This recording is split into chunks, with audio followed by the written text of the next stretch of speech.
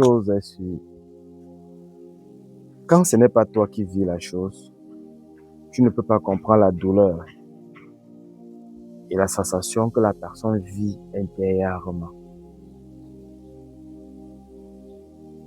Vous croyez que la tradition connaît, veut savoir si tu as fréquenté, veut savoir si tu as un poste, veut savoir si tu as cela.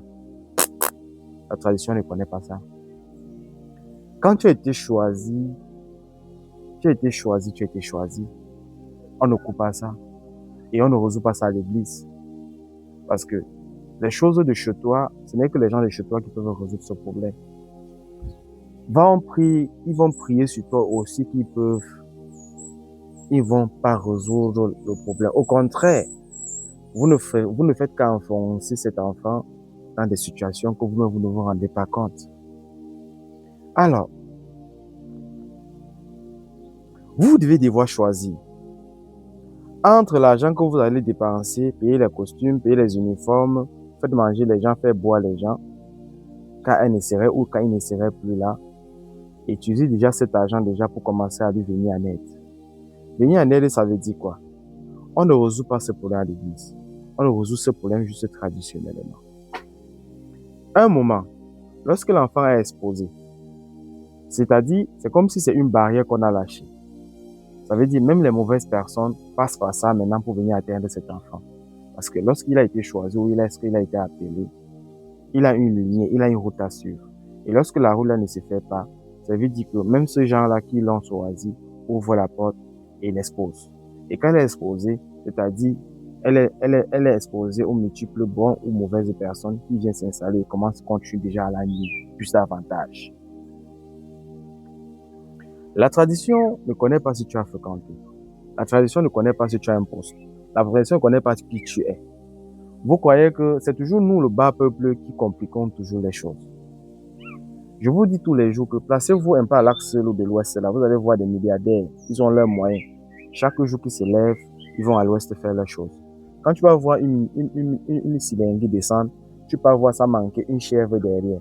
Si tu vois une pick-up descendre, tu peux voir pas manquer une chèvre attachée derrière. Vous pensez qu'il n'a pas fait ça pourquoi? Il est bête? Mais il n'est pas bête. C'est parce qu'il sait d'où il vient. Il sait ce qu'il veut dans sa vie. Il sait le pourquoi il est en train de faire. Mais c'est toujours nous, le bas peuple, qui voyons toujours des choses autrement. Parce que ce n'est pas toi qui es en train de vivre ça, tu ne peux pas comprendre. On a toujours peur que non, on va gâter l'enfant. De tous les temps et les temps, tu as la chance, il y a des gens qui ont eu la chance de tomber entre les bonnes mains, qui ont été bien traités. Il y a eu des gens qui sont tombés entre les mauvaises mains, qui ont été maltraités. Donc, on ne doit pas toujours avoir peur que l'enfant est tombé dans les mauvais, ou on va gâter l'enfant, ou on va gâter. Déjà, elle est déjà gâtée, parce que lorsqu'elle est déjà en train de souffrir, comme elle souffre, ou comme il souffre déjà là, ce qui fait que ces choses-là, soit ça le détruit, il ne serait plus jamais rien jusqu'à la terre finie, ou soit on le perd. Donc, ça, c'est déjà un point.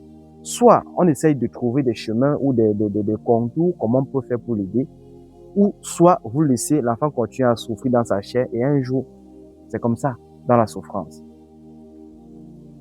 Alors, de la même chose qu'aujourd'hui, tu te plains d'elle, tu racontes ce que tu racontes d'elle, ça peut tourner autrement demain, que ta part n'a pas encore commencé. Donc, ça veut dire que la même chose qu'elle vit aujourd'hui, ou il vit aujourd'hui, ça peut retourner demain l'inverse, et c'est toi qui revis la même situation. Donc, ce que tu as rendu à ta soeur ou à ton frère, quand il vivait la même sensation, et c'est la même chose que toi aussi tu perds. Donc, ne dis pas que ce qui est arrivé à l'autre ne peut jamais t'arriver. Comme on dit, qui dit je m'en fous n'a encore rien vu. Parce que lorsque ça n'était pas encore arrivé, tu ne peux pas comprendre. Le même jour où tu vas revivre la sensation que l'autre est en train de vivre, c'est là où tu vas comprendre que de la même façon que l'autre vit, ça peut être avec, ça peut être moi demain. Vraiment, Joe. Donc, que de faire souffrir l'enfant? Vous dites toujours qu'allez prier, vous priez. Ce problème ne résout pas dans la prière. Le prêtre ne peut rien faire pour vous. Le prêtre a ses rôles et a sa tâche. Lorsqu'on prie, il y a des problèmes qu'on ne peut pas résoudre autour d'une seule prière. Sinon, pourquoi alors tu vas payer les remèdes?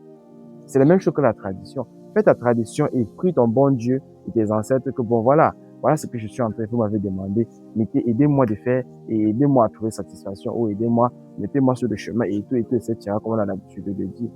Mais dire que c'est levé comme ça autour, allez s'asseoir, dire faille, on fait comment faire vous dans vos pasteurs et toutes ces choses, vous croyez que le problème est résolu. Le problème n'est pas résolu. Au contraire, vous êtes encore en train d'enfoncer cette personne-là. Parce que même à l'église, quand vous partez pour prier là, vous ne manquez pas de donner une enveloppe. Le même enveloppe là, utilisez d'abord ça pour aller résoudre ce problème traditionnellement. Dans ce monde-ci, si tu n'acceptes pas le mensonge, tu ne pourras jamais accepter la vérité.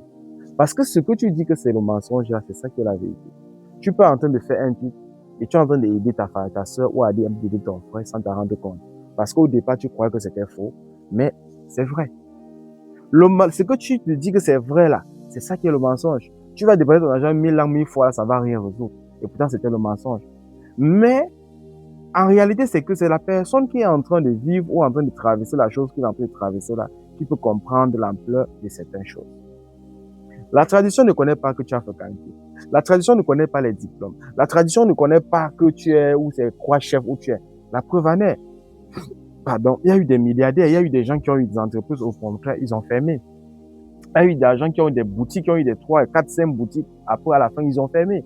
Pour un problème de tradition, ils ont fermé. Il y a eu des gens qui sont tombés à cause de la tradition. Dès qu'ils ont résolu le problème, ils sont relevés encore. Donc, pour te dire que il n'y a pas quelque chose qui est au-dessus de ce quand tu as été choisi pour vouloir faire. Mais je comprends toujours aujourd'hui des gens qui disent toujours que cueillir les herbes, ce n'est pas... Vous croyez que cueillir les herbes, c'est quoi? C'est la médecine traditionnelle. Des temps et des temps, nos ancêtres vivaient. Quand il n'y avait pas l'hôpital et les appareils aujourd'hui, nos ancêtres vivaient que de ça. Vos parents vivaient que de ça. Il n'y avait pas des hôpitaux, ils étaient obligés de cueillir des remèdes pour résoudre des problèmes. Même aujourd'hui à l'hôpital, même quand tu arrives à l'hôpital aujourd'hui, quand c'est un peu compliqué, même le docteur te dit rentre chez vous, va aussi côté indigène. Hein? Pourquoi vous voyez toujours que tout ce qu'on fait, c'est ça qui est mal? Pourquoi vous voyez notre tradition, quand vous voyez quelqu'un qui est peut-être choisi ou bien quelqu'un qui est censé résoudre ce problème, vous voyez toujours que non, c'est un sorcier ou bien c'est quelque chose de mal ou bien c'est comment? Vous croyez que cueillir les herbes, c'est une mauvaise chose? Mais maintenant, dans cueillir les herbes, si tu veux aller maintenant faire autre chose, ça n'engage que toi. Mais si tu cueilles seulement que les herbes, que tes ancêtres ont dit cueille seulement les herbes, c'est tout. Tu restes dans ton côté de cueillir les herbes et tu restes tranquille. Pourquoi vous voyez toujours que cueillir les herbes, c'est une mauvaise chose? Donc vous croyez que ceux qui cueillent les herbes n'ont pas de vie, ils n'ont pas de famille? Vous racontez-nous souvent quoi? Donc vous préférez laisser votre enfant souffrir dans la chair, votre soeur ou votre frère continue à souffrir, vous avez les moyens de pouvoir l'aider, vous refusez de l'aider, attendez qu'elle meure pour que vous venez dépenser. Au nom de Dieu et de mes ancêtres, si c'est moi, vous allez me sentir. Si c'est moi, je vais vous tourmenter toute votre vie, jusqu'au jour où vous allez quitter sur cette terre. Parce que je ne peux pas être en train de souffrir dans ma chair, et c'est moi qui sais ce que je vis, mais vous ne pouvez pas m'aider. Vous ne savez pas que quand l'enfant souffre comme ça, là, c'est la famille qui doit prendre le devant? On ne peut pas prendre le devant sur certains points. Il y a des choses qu'on ne peut pas prendre le devant. Il y a des choses que certaines personnes ne peuvent pas prendre le devant quand la famille est devant. C'est vous qui êtes censé prendre le devant et maintenant on vous suit derrière. L'enfant ne peut pas être en train de souffrir devant vous, vous ne lui venez pas en aide. Vous ne l'accompagnez pas dans sa mission. Vous n'essayez pas de comprendre ce qui ne va pas. Vous ne savez pas qu'en acceptant le mensonge, parfois c'est la vérité que vous demandez que ça sorte dans votre famille. Tu connais combien, vous connaissez combien de générations? Vous connaissez de qui étaient. Même vos parents étaient aussi, que s'ils sont comme vous êtes aujourd'hui, ça veut dire que même eux, ils ne peuvent pas connaître leur génération.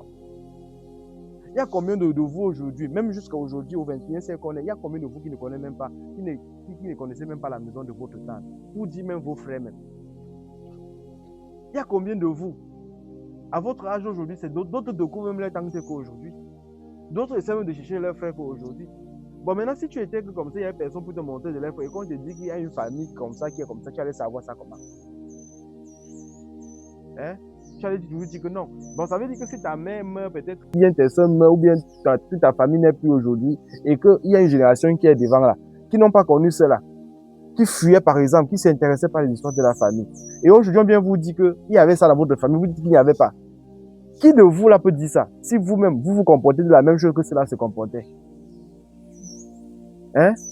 Donc vous acceptez perdre vos enfants que d'accompagner vos enfants dans des missions, essayer de trouver les chemins et des va-et-vient pour pouvoir les aider. Vous les mamans qui êtes encore en vie, vos enfants vivent ça, vous ne savez pas que c'est vous qui allez prendre le devant? Vous priez que les qui? Vous priez que les qui?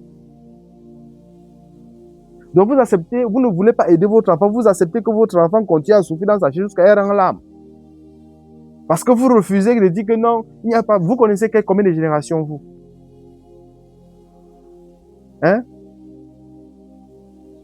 Je parle même des mamans comme ça et j'oublie même les papas. Vous tous pareil.